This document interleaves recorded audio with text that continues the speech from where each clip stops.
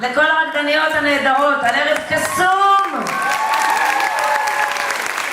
שהושקעו בו שעות רבות של מחשבה, יצירה, זהה ומאמץ, אבל גם הנאה צרופה.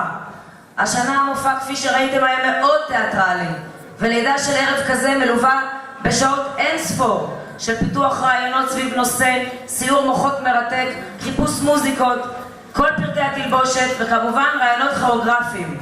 זה תענוג להיכנס לסטודיו כל השנה, אבל על אחת כמה וכמה, חוץ מהריח דרך אגב, אבל על אחת כמה וכמה בתקופה כזאת, שבאמת אפשר לומר שהתלמידות, ובעיקר כמובן הבוגרות שבהם, עוברות לגור בסטודיו, בית שני.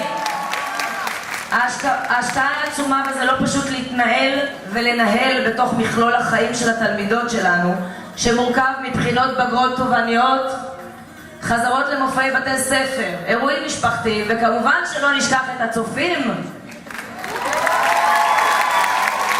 ארגנתי? כמעט 20 שנה מאז שהמרכז למחול פתח שעריו, והערב, בסוף המופע השני, ניפרד מ-20 תלמידות שסיימו י"ב.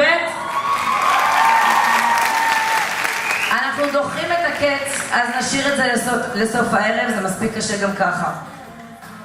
צביקה, מה הלכת? עומד איתי כאן השותף והמנהל צביקה בן חמו. ויחד איתו אני רוצה להודות לעיריית מודיעין, מכבים רעות ולמתנ"ס מודיעין על שיתוף הפעולה לאורך כל השנה. אני רוצה להודות במיוחד לאלון שמיט, מנהל מחלקת תרבות ואירועים, על שיתוף הפעולה כל השנה.